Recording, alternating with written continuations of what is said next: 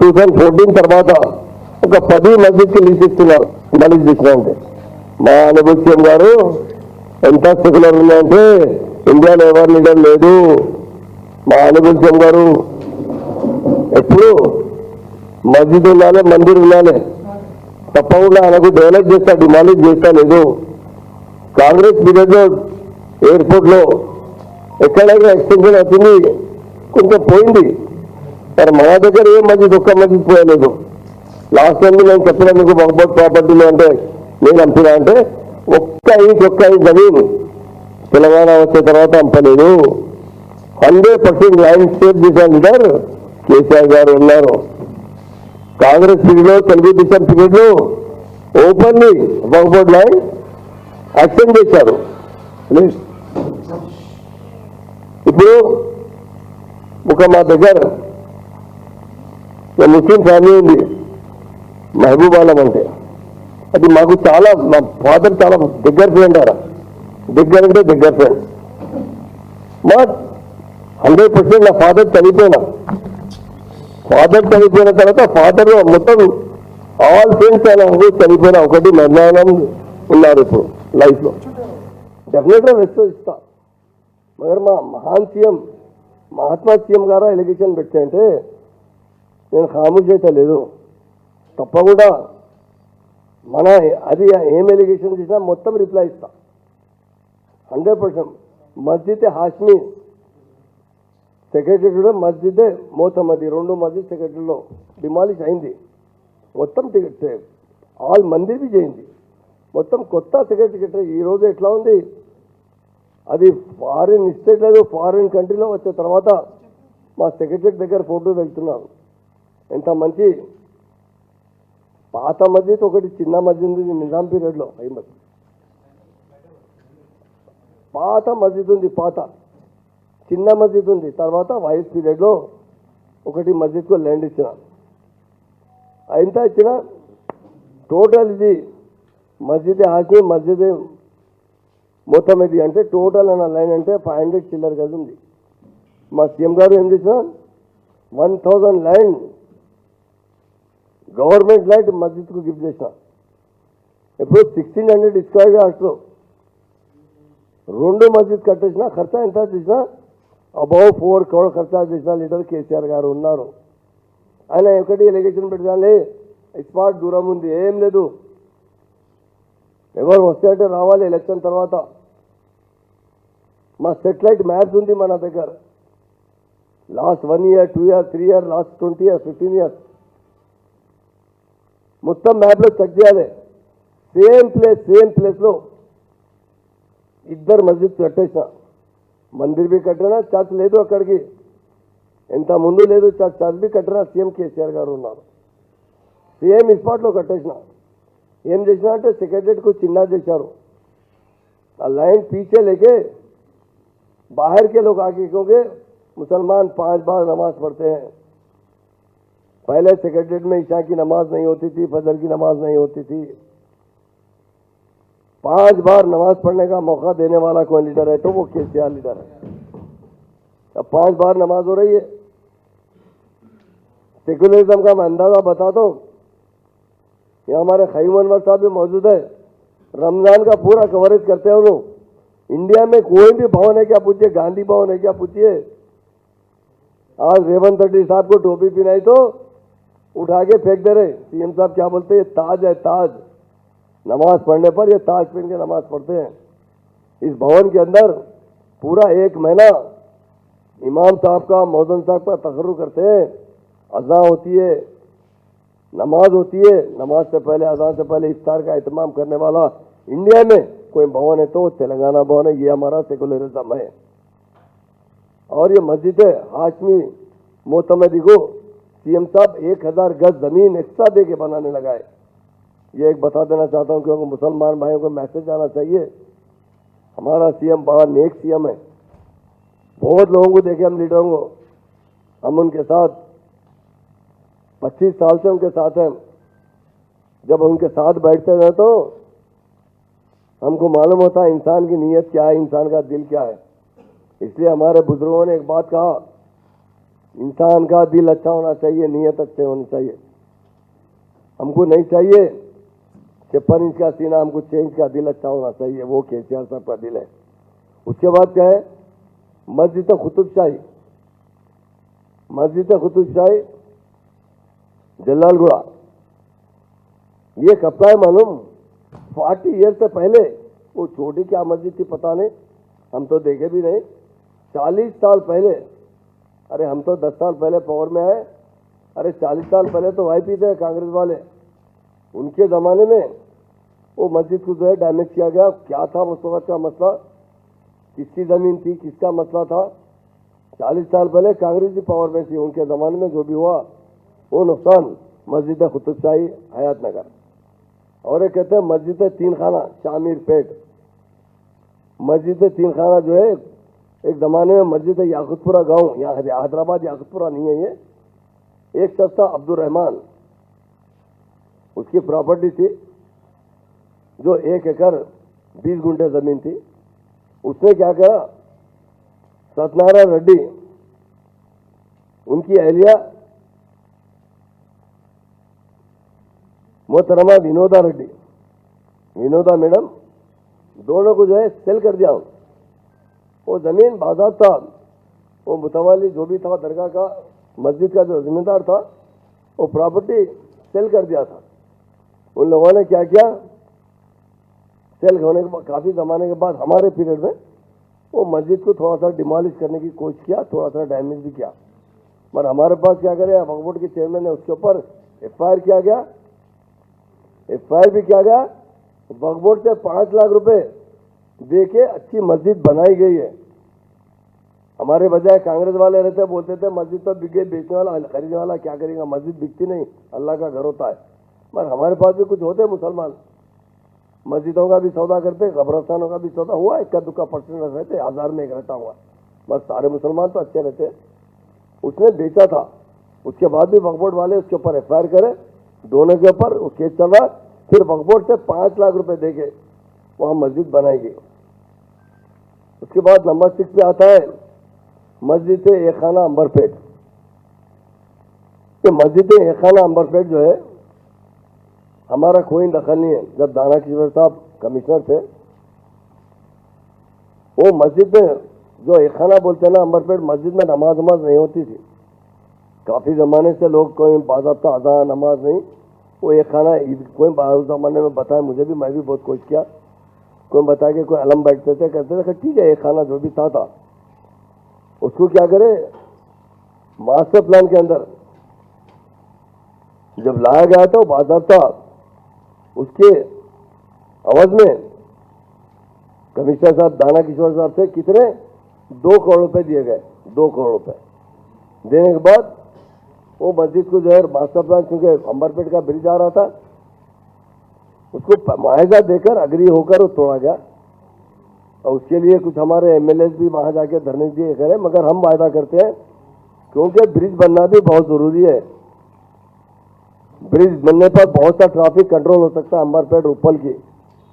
ये ब्रिज जैसा कंप्लीट हो जाएगा, कंप्लीट का मतलब पूरा ब्रिज बनेगा, फाइनल होने से पहले हम अच्छी सी वहां पर मस्जिद बनाएंगे।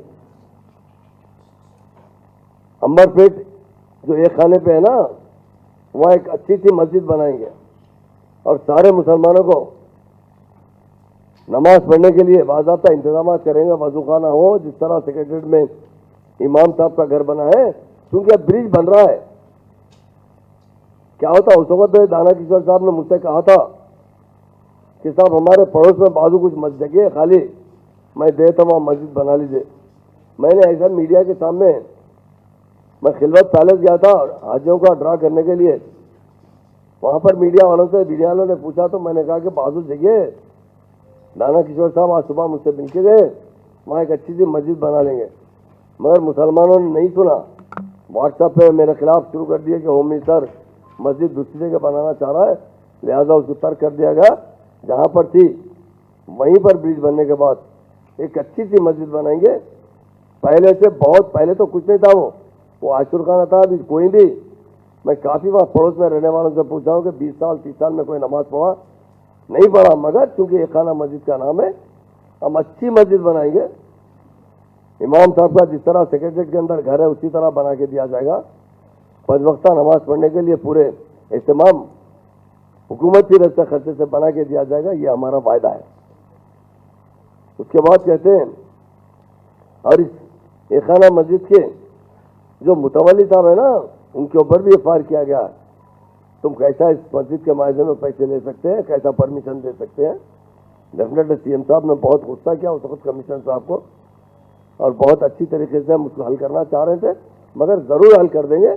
जैसा ब्रिज के कालम उड़ जाएंगे, ब्रिज पड़ने के बाद जब फिनिशिंग आएगी हम अच्छी सी मस्जिद बनाकर वहाँ के अंबरपेट के मुस्लिम भाइयों को ज़रूर देंगे, ये हमारा वायदा है। और एक मस्जिद है ख्वाजा महमूद शमशाबाद, ये मस्जिद ख्वाजा महमूद जो है एक लेआउट किया गया था। हमारे मीडिया के भाई भी जानते हैं, जब लेआउट करने पर जो हिस्से पे जो होने के हिस्से में आता है, कुछ हिस्सा जो है 33% जो है ओपन स्पेस छोड़ा जाता है ताकि पार्क बनाया जाए।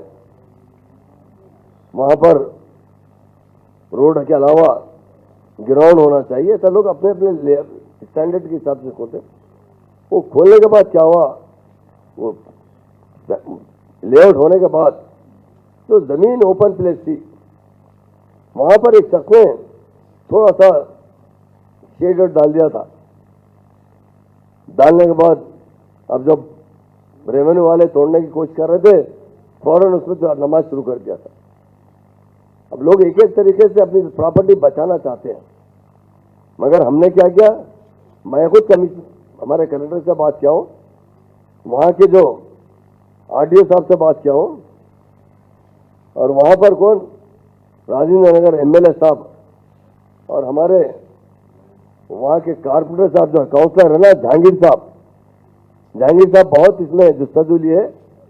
मैं उनको मुबारकबाद देता हूँ एमएलए साहब को। एमएलए साहब जाकर कुर्सी डाल के बैठ के वहाँ जो है वो जो थोड़ा सा कंस्ट्रक्शन इलीगल बनाया गया था, 2 शटर्स बनाए गए थे, वो तोड़ने की कोशिश की थी, थोड़ा डैमेज हुआ था, मगर राजेंद्र नगर एमएलए साहब प्रकाश गौड़ साहब खुद वहाँ पर जाके बैठ के वो मस्जिद बनाए और मस्जिद में बाज़ाब्ता 5 वक्त की नमाज हो रही है। ये 7वां नंबर है। 8वां नंबर है मस्जिद नूरी शमशाबाद। ये भी बताना चाहता हूँ, ये नेशनल हाईवे पे आती है मस्जिद नूरी। उसके मस्जिद को कहीं डिस्टर्ब नहीं हुआ है। उसके ऐसे में सामने जो है 2 मड़गियाँ हैं, क्योंकि नेशनल हाईवे डेफिनेट चौड़ी होना चाहिए। उसके लिए बाज़ाब्ता जो है 500 को ज़मीन अलाट की गई है, और वहाँ पर ये शमशाबाद तरकारी मार्केट के अंदर और मड़गियों के 2 मड़गियों के माझे में 500 को ज़मीन अलाट की गई है, जिससे एक मस्जिद भी बनाई है। वो जो है वहाँ पर शमशाबाद का तरकारी मार्केट है, मार्केट को लगकर एक मस्जिद बनी है। उसके लिए 500 का ज़मीन देने वाली गवर्नमेंट हमारी है, मस्जिद बनाई गई है, वहाँ नमाज भी हो रहा है। तो ये 8 की 8 जो बातें कही, मैं ख़ास तौर से आज आया हूँ क्योंकि मज़हब का मामला बड़ा अहम होता है। हमारे मीडिया के बहुत से सीनियर भाई है, मैं उनसे बताना चाहता हूँ, रॉन्ग प्रोपेगेंडा देखिए साहब, हमारे बुजुर्गों ने हम किताबों में पढ़ा है, एक झूठ को 100 बार बोलो ना, वो लोगों को आता है हाँ भाई बोरा ना बार बार। ये पूरा का पूरा 100% डेलीगेशन है वहाँ से। ये खतई हम किसी मस्जिद को हम क्यों हाथ लगाए? हमने कोई हुकूमत भी हाथ नहीं लगाती है। हुकूमत के दौर में टूटते तो हुकूमत ही जिम्मेदार होती है, ऐसी बात नहीं है। तो उसके लिए कुछ लोग गैर, मगर हम जहाँ जर्रा भी डैमेज हुआ ना, उस मस्जिद को अच्छी से अच्छी तरीके से बना के नमाज पढ़ने के काबिल बनाने वाला कोई लीडर है, वो केसीआर साहब है।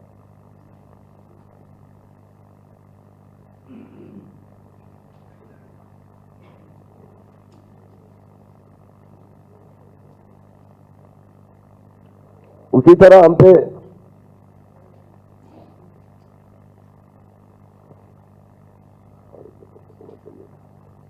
क्या इल्जाम है? 41 कॉलेजेस इंजीनियरिंग कॉलेज बंद कर दिए। अरे भाई ये पूरा फराड था, ये फराड था। हमारी स्टेट का कोई बच्चा इंजीनियरिंग कॉलेज में नहीं पढ़ रहा था। ये गवर्नमेंट का फीस जो रीइंबर्समेंट होती ना, उसमें लोग कॉलेजेस खोल के पैसे वसूल कर रहे थे। इसके अंदर आंध्रा के बच्चे थे, इसमें बिहार के बच्चे थे, इसमें कर्नाटक के बच्चे थे, तेलंगाना के बच्चे का एक बच्चे का नुकसान नहीं हुआ। और ये गलत है 41। जरूर हम लोग 32 कॉलेजेस को बंद किया गया। फिर 9 कॉलेज को इमीडिएट वो लोग अपने अपने सर्टिफिकेट सबमिट करें कि हमारे पास अच्छा जगह जाती है, हमारे पास जो है बच्चे आ रहे हैं, आप फिर चेक कर लीजिए। चेक करने के बाद 9 कॉलेज को फिर तो परमिशन जब ही दे दिया गया। अब बच्चे 23 माइनॉरिटी इंजीनियरिंग कॉलेज। उसके बाद भी 2001, 2002, 2003 में जब भी जरूरत है जो भी अप्लाई करें हमारे पास, इस्लामिया इंजीनियरिंग कॉलेज को परमिशन दिए। अभी तो लॉ कॉलेज का भी परमिशन दिया। और एक Shah Alam college of engineer को परमिशन दिए हैं। और डेफिनेटली जो 23 माइनॉरिटी इंजीनियरिंग कॉलेज बंद है ना, उसमें मैक्सिमम बच्चे अदर स्टेट के बच्चे पढ़ते थे। आज हमारी स्टेट में आप कोई भी जाइए, साथी हमारे इंजीनियरिंग सीट अभी भी खाली है। आज भी आप जाइए, किसी कॉलेज में जाइए, उल्टा बच्चों को बुलाकर, हाँ स्टैंडर्ड कॉलेज है वो जरूर गवर्नमेंट भी उनके बच्चों को भिजाती है जो हमारे पास के पढ़ने वाले। कुछ लोग अपने जो इंजीनियरिंग कॉलेज जो खोले हैं वहाँ बुलाकर दाखिला देते हैं। अभी भी हमारे पास जो है इंजीनियरिंग कॉलेज में सीटें खाली, इसमें किसी मुसलमान का नुकसान नहीं हुआ। इन कॉलेजों में जो बच्चे थे ना, वो बिहार के बच्चे थे, जैसा आजकल कई दीनी मदरसों में अदर स्टेट के बच्चे पढ़ रहे। रेजिडेंसी स्कूल खोलने के बाद और रेजिडेंसी स्कूल में दीनी तालीम भी दी जा रही। ये इल्ज़ाम पे हम पर सरासर गलत इल्ज़ाम है कि हमने इंजीनियरिंग कॉलेज को बंद किया है। इंजीनियरिंग कॉलेज का स्टैंडर्ड पूरा कर चुका था। लैंड नहीं थी, बिल्डिंग नहीं थी, उनके पास जो प्रोफेसर्स होते ना, वो प्रोफेसर्स भी जो है तालीमी याफ्ता होना होता था, पोस्ट ग्रेजुएट होना पड़ता था। और वो कई लोगों ने, क्योंकि तेलंगाना बनने के बाद रियल एस्टेट के रेट बढ़ गए, खुद उन लोगों ने अपने अपने जमीनों को रियल एस्टेट में लगाकर प्लाटिंग कर चुके हैं। हमारा हुकूमत का किसी में कोई दखल नहीं है। और एक बात बताना चाहता हूं, लोग गैर जरूरी हमारे मीडिया के भाई है, मैं कहना चाहता हूं हिंदुस्तान में एक स्टेट है, सारे बच्चों को 30,000 देते हैं इंजीनियरिंग में, गैर मुस्लिम बच्चों को, मगर मुसलमानों के लिए पूरी की पूरी फीस देने वाली स्टेट है तो तेलंगाना स्टेट है। ये भी हम पे एलिगेशन लगाया गया है। हमने आपको बता दिया है, जो रेजिडेंसी जो इंजीनियरिंग कॉलेज है ना, उसमें कई किस्म की सहूलतें थी, ना क्लासेस थे, ना लेबॉर्ट्रीज थे, ना तुलबा के लिए मुनासिब कमरे, बैतुल खला। कई कॉलेजेस तो पोल्ट्री फार्म में बने हुए थे। कॉलेजों में जो प्रोफेसर्स होना ना, उस स्टैंडर्ड के नहीं थे। इसलिए सीएम साहब ने कहा बच्चों को तालीम दी जाए तो अच्छी स्टैंडर्ड की तालीम दी जाए। और जरूर हम मजीद खोलेंगे। अभी हमारे बच्चे जो कैम्ब्रिज के पास हो रहे हैं ना, उनके लिए जरूर जितने इंजीनियरिंग कॉलेज होना जरूर हम खोलेंगे और अच्छे से अच्छे उन्हें म्यारी तालीम देंगे। वो गैर म्यारी जो कॉलेजेस थे, खुद शाह आलम कॉलेज को हम परमिशन दिए जो बिल्कुल गैर म्यारी थे। क्योंकि मुझे एक बार याद है, मुझे हमारे सीएम से एक डेलीगेशन मिलने आया था, वो यहाँ मिडल ईस्ट से आया था। वो शख्स ने सीएम साहब से कहा कि आपके स्टेट से कुछ बच्चों को मैं ले जाना चाह रहा था, मैं हमारी कंपनी में इंजीनियर को। मैंने 50 बच्चों से इंटरव्यू लिया है, 50 में एक भी बच्चा सेलेक्ट नहीं हुआ है। क्यों इतना लो स्टैंडर्ड तालीम देते हैं आप? अच्छी से अच्छी तालीम दी जाए। जब सीएम साहब ने उसके बाद ही इंक्वायरी करवाई तो ना स्टैंडर्ड में वो प्रोफेसर थे वहाँ पे, ना वहाँ पे लैब है, ना वहाँ पे जो तालीमी याफ्ता टीचर्स होना चाहिए, ना बिल्डिंग चाहिए। इसलिए उसे बंद किया गया। मगर नए कॉलेजेस को जो भी अप्लाई करना चाहते हैं, मैं मुसलमान भाइयों से अपील करता हूँ, आपको इंजीनियरिंग कॉलेज चाहिए और लोग खोलना चाहते हैं हम जरूर परमिशन देंगे। आइंदा हमारा मकसद ये मुसलमानों को तालीम देने का, वो जरूर हम तालीम देंगे। ये सबसे अहम सवाल है। हमारे मीडिया भाई भी काफी इसके ऊपर बेचैन है। तहफ़्फ़ुज़ात, रिजर्वेशन, ये बड़ा अहम सवाल है। यकीनन कौम तरक्की करती है ना, जरूर रिजर्वेशन से तरक्की करती है। ये रिजर्वेशन हमारी पॉलिसी थी। टीआरएस पार्टी 2001 में कायम हुई थी, 27 अप्रैल 2004 में हम कांग्रेस से अलायंस करे थे, क्योंकि हमें क्या चाहिए था, तेलंगाना चाहिए था। तेलंगाना होना तो बिल पार्लियामेंट में पास होना जरूरी है। हम आगे 17 एमपी क्या कर सकते थे, 100 साल भी लड़ते रहेंगे ना तो नहीं ले सकते तेलंगाना। सीएम साहब ने पहले कांग्रेस से अलायंस किया। कांग्रेस के अंदर कांग्रेस का मैनिफेस्टो था, हमारा अपना मैनिफेस्टो था। हमारे मैनिफेस्टो में सीएम साहब ने 12% रिजर्वेशन का देने का ऐलान किया था, मगर कांग्रेस के मैनिफेस्टो में नहीं था। अब हम लोग क्या है, हमसे वायदा किया था कि हम 2 साल में आपका तेलंगाना देंगे। हम उनके साथ 2 साल तक रहे। हमारे सारे मिनिस्टर, सारे एमएलए, खुद केसीआर साहब भी रिजाइन कर दिए थे। अब रिजाइन के बाद तो इलेक्शन आता है। सीएम साहब करीमनगर से फिर एमपी लड़े थे। वाइस राज सेक्रेटरी साहब सारे मिनिस्टरों के साथ, तेलंगाना के 17 मिनिस्टरों के साथ और कुछ एमपीओ के साथ केसीआर साहब के खिलाफ कैंपिंग करने करीमनगर आए थे। उस वक्त हुआ कि हम जब 12% की बात करें मुसलमानों को वोट लेने के लिए, कांग्रेस ने जब वायदा किया कि हम भी 5% देंगे। 5% का वायदा करने के बाद इलेक्शन होगा। जो सीटें हम जीतने थे जीती, उन्होंने जो जीतने के सीट जीते, मगर अब 5% के लिए कोशिश करते रहे। उसके बाद वो बोले कि नहीं 5% लेके 4% देंगे। मैं एक बात पूछना चाहता हूं, कल ने बीजेपी ने ऐलान किया, ये सुप्रीम कोर्ट से जो हिस्से है ना, हम हटा के 4% रिजर्वेशन भी बर्खास्त करवा देंगे। वो तो सही है, बीजेपी का एजेंडा है। मैं एक बात पूछना चाहता हूं, क्योंकि हमारे मीडिया जो इंटेलेक्चुअल होते हैं ना, वो सारे पार्टियों से बात करते हैं, सारे लीडरों से बात करते हैं। हमने क्या किया 12% के लिए? हमारी हुकूमत आई, हम सुधीर कमेटी बिठाई। सुधीर कमेटी की रिपोर्ट आने के बाद हम वो बिल असेंबली में लाए। असेंबली के बाद वो बिल पास करने के बाद काउंसिल में पास करें, उसके बाद गवर्नर से अप्रूवल लिए, वो पार्लियामेंट को मोदी साहब को प्राइम मिनिस्टर को भिजाए। मगर हमको यकीन था कि, और हमको उस वक्त नहीं मालूम था 2004 में कि हम जब पावर में, पहले तो हमको पावर में आना ही नहीं मालूम था। हमको एक ही मालूम था, हमारा तेलंगाना हम लेना है। जब कांग्रेस पावर में आई डेफिनेट 2004 से 14 तक, हम उसके लिए भी अप्रिशिएट करें। आप दीजिए 5%, क्यों वो लोग असेंबली में नहीं लाए, क्यों काउंसिल से पास नहीं करवाए, क्यों गवर्नर से अप्रूवल नहीं लिए?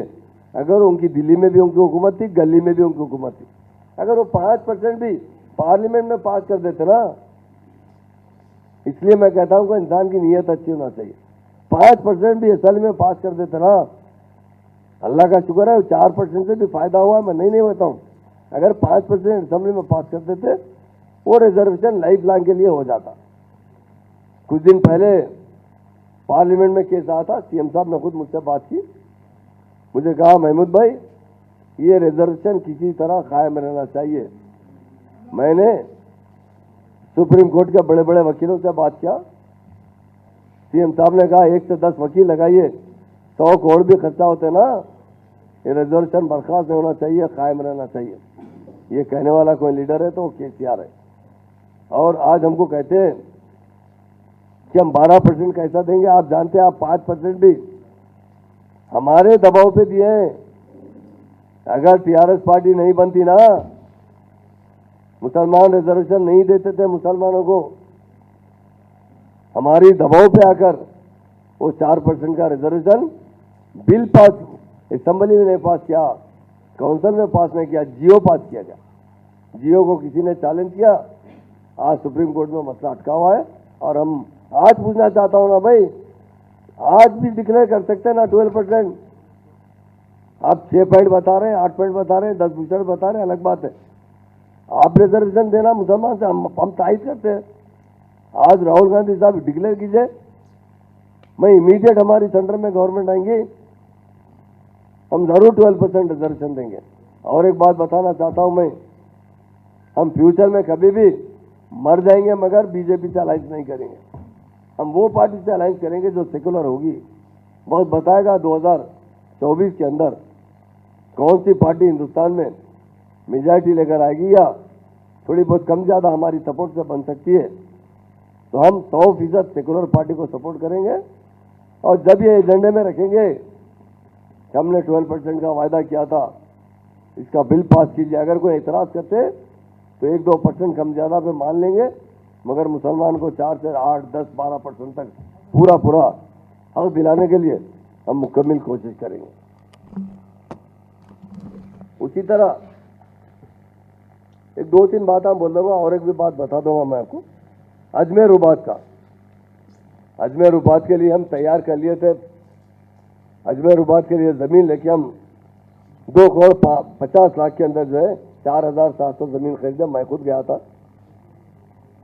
और सीएम साहब आज से 2 महीने पहले, प्लीज 2 महीने पहले सीएम साहब मुझे कहे, महमूद भाई आप जाके आइए।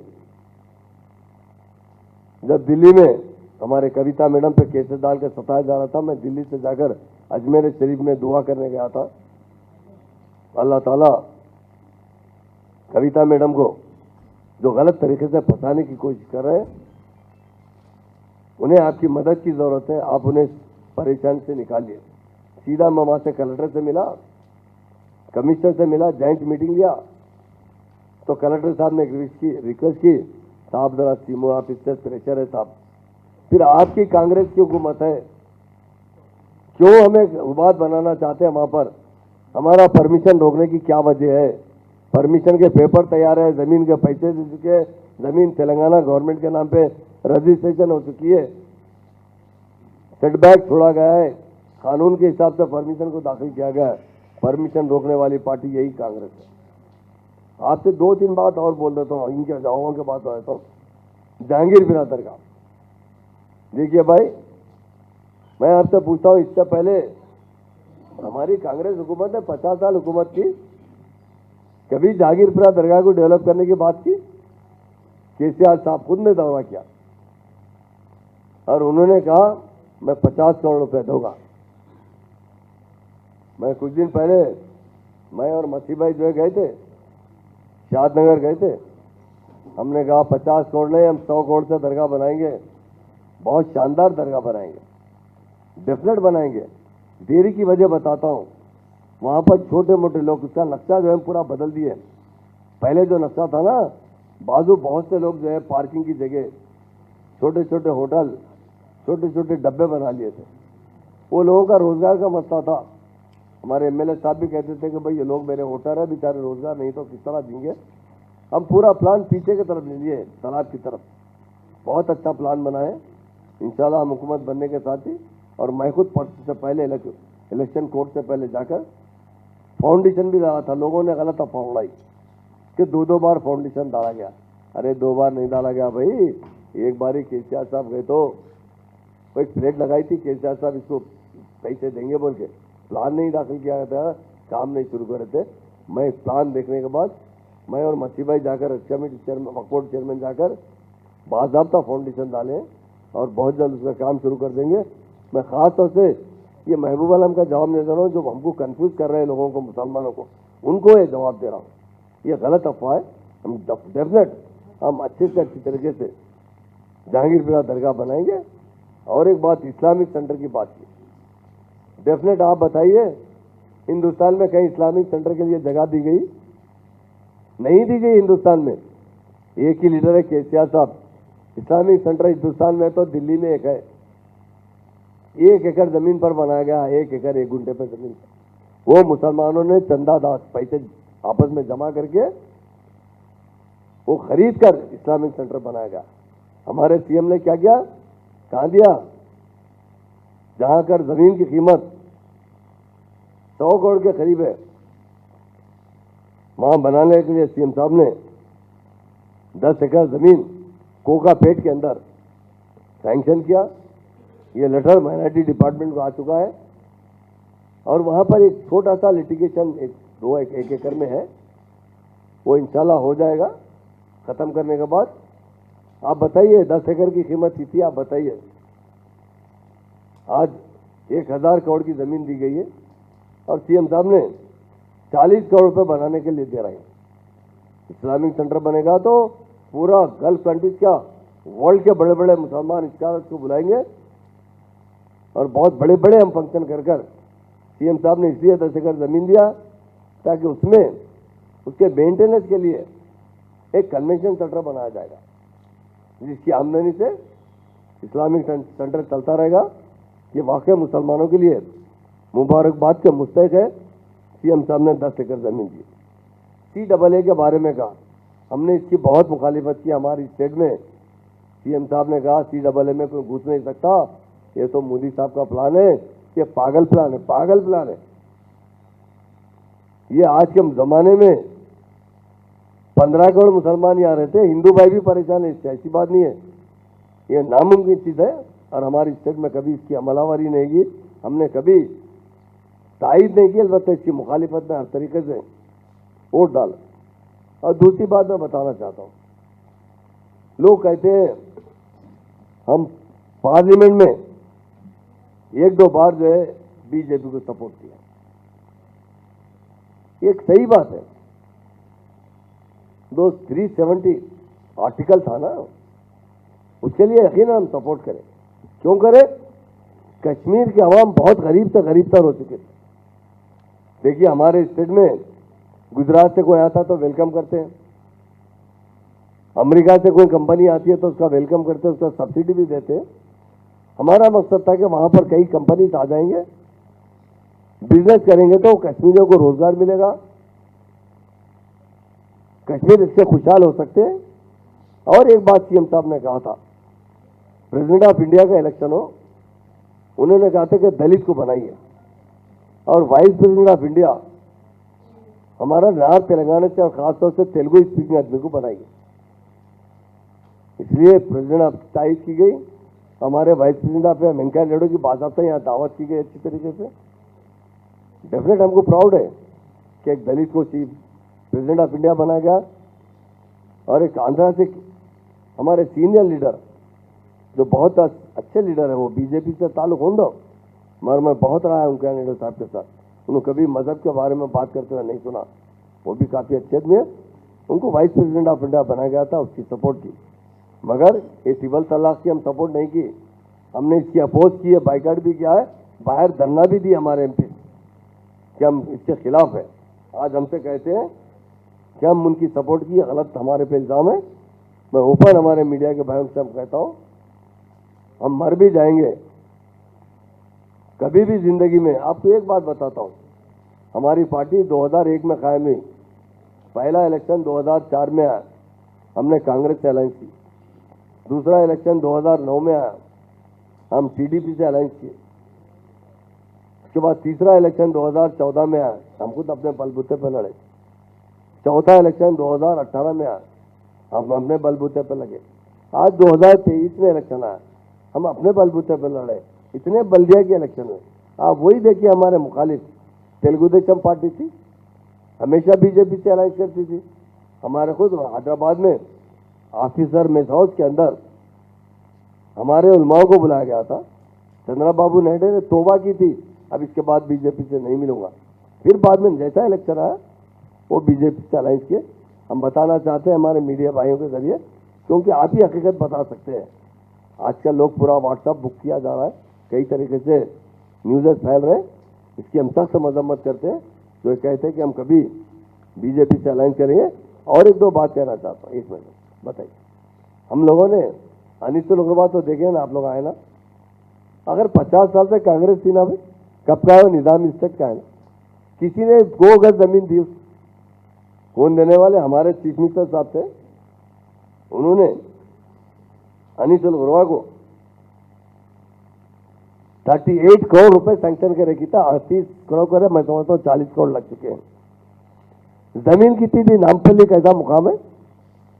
लोग कहते थे ये तो यतीम खाना है ना भाई, मैं मीडिया के भाई से, भाई यतीम खाना है, कहीं भी डाले तो चलता ना सब, ऐसा जरूरी नहीं है कि प्राइम स्पॉट पे यतीम खाना चलना चाहिए, कहीं भी चलता था। सीएम साहब बोले नहीं, जिसने यतीम खाना कायम किया है ना, उसकी नीयत यहाँ बच्चों को पढ़ाने की थी। उसके लिए सीएम साहब ने 4,392 गज जमीन फ्री दिए। देखिए नियरली 40 करोड़ रुपए खर्चा कर इतना बड़ा निःशुल्क गृह बनाया गया है। और एक बहुत अहम सवाल है, हमारी कदीम यूनिवर्सिटी है जामे निजामिया, जहाँ पर बड़े बड़े उलमा, बड़े बड़े लोग वहाँ से एजुकेशन से फारिग हुए। जामे निजामिया आज तक कोई चीफ मिनिस्टर गया मुझे साबित करके बता दीजिए, ये 60-70 साल में कोई चीफ मिनिस्टर गया क्या? बोलिए।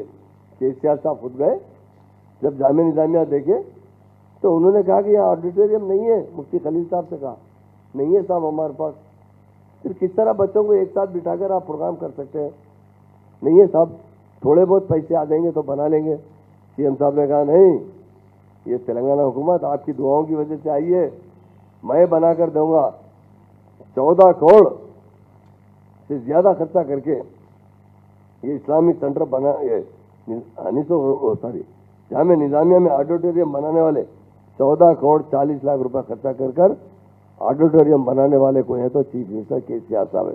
इसलिए मैं भाइयों से कहता हूँ, देखिए साहब, दो चीज़ें हैं, आप गुलाबी खड़वा है मेरे पास है, आप कांग्रेस का खड़वा डाल लीजिए, डेफिनेट आप हर चीज़ बोलिए।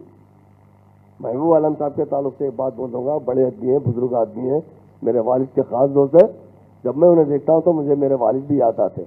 मैं जितनी वालिद से मोहब्बत करता हूँ उसी तरह केसीआर साहब से मोहब्बत करता हूँ। मैं उनसे गुजारिश करना चाहता हूँ कि ऐसे एलिगेशन में मत जाइए, आप बड़ी उम्र के हो गए। हम लोग वाटर प्रूफ रहते हैं, हम लोग पॉलिटिकल लीडर, मालूम है ना, बिजनेस करने वाले वाटर प्रूफ नहीं रहते।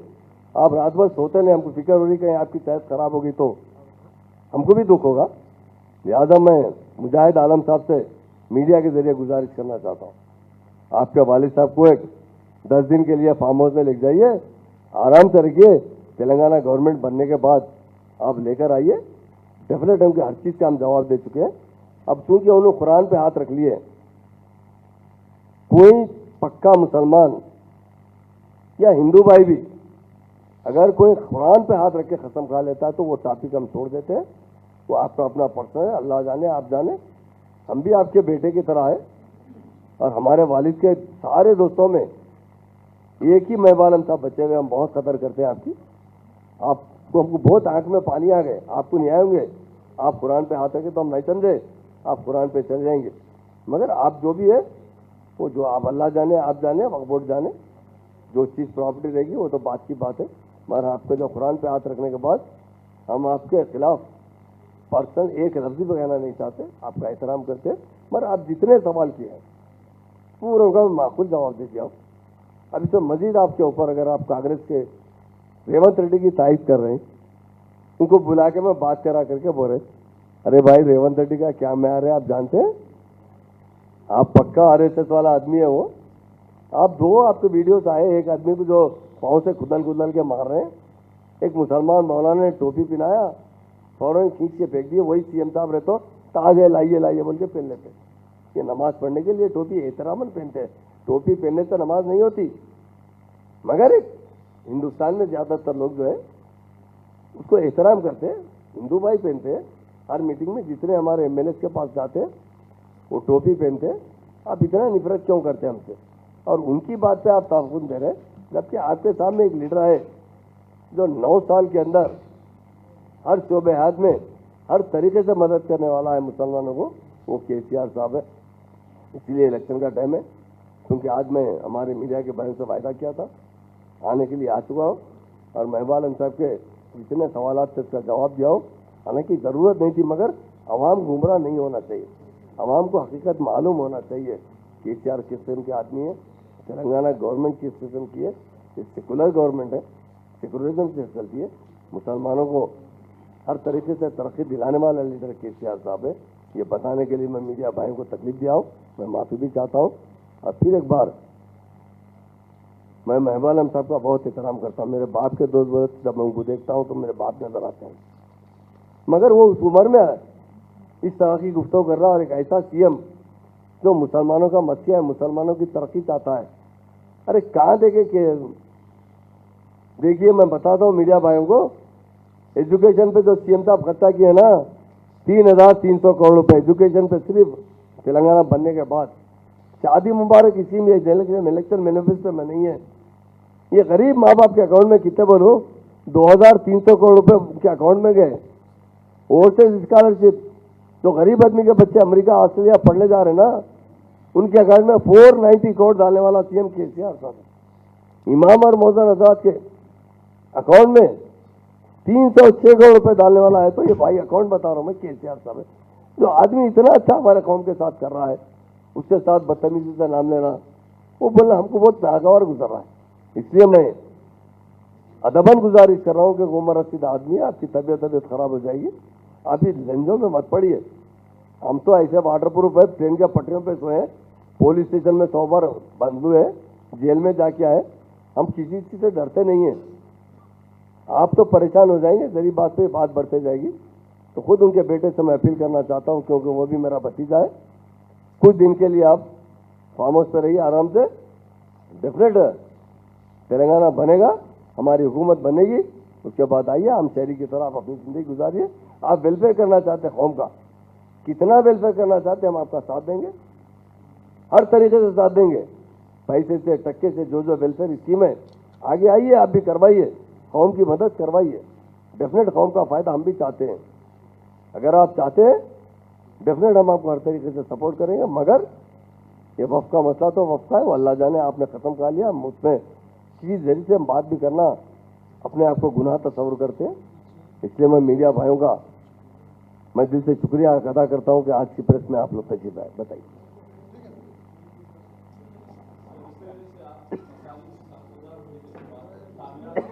जी,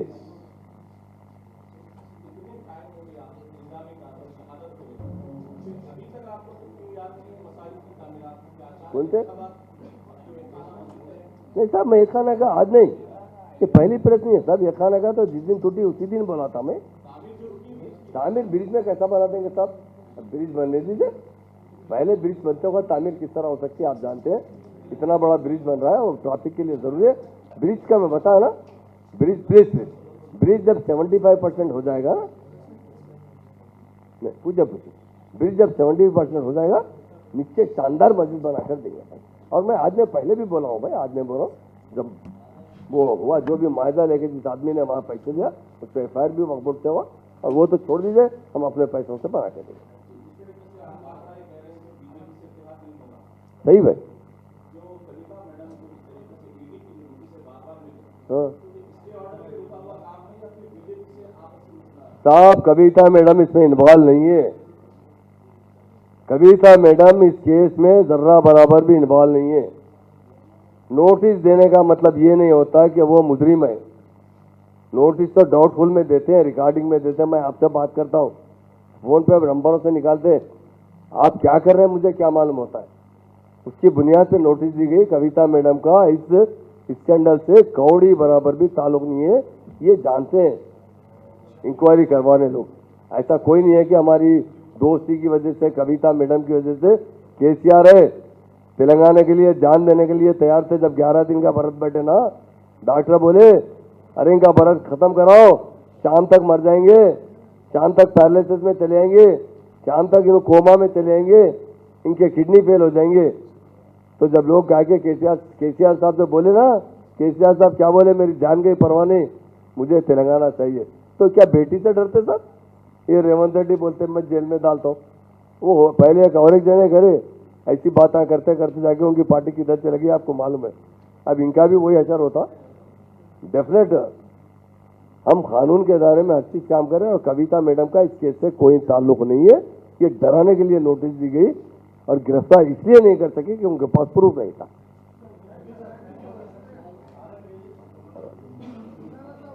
और कोई मुख्तसर तो पूछ सकते अभी भैया, जवाब नहीं दिया तो कैसा?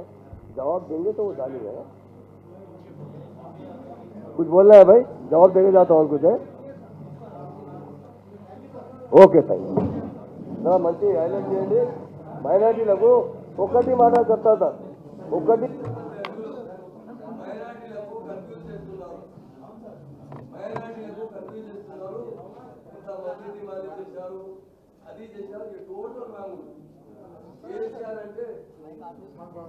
ఎవరున్నాయి 1869లో గాంధీజీ జన్మించిన 100 years తర్వాత 1954లో కేసీఆర్ గారు జన్మించారు. ఈ రెండు మహాన్ లీడర్, ఒక మహాత్మా లీడర్ ఉన్నారు. ఆయన ఇండియాకు ఇండిపెండెన్స్ ఇచ్చారు. మా సీఎం గారు తెలంగాణ ప్రజల కోసం ఆంధ్రాలో మర్జ్ చేసిన మా స్టేట్కు తీసుకువచ్చిన లీడర్. ఒక్కటి మాట చెప్పారు, ప్రాణం పోతే పర్వాలేదు, మనకు మన తెలంగాణ కావాలి. ఈరోజు తెలంగాణ చాలా డెవలప్ అయింది. కేసీఆర్ చాలా మంచి సెక్యులర్ లీడర్ ఉన్నారు. ముస్లిం లేదు, హిందూ, సిక్, ఈసాయి అందరికీ చాలా లైక్ చేసిన లీడర్ కేసీఆర్ గారు. మీడియా మిత్రులకు థ్యాంక్ యూ.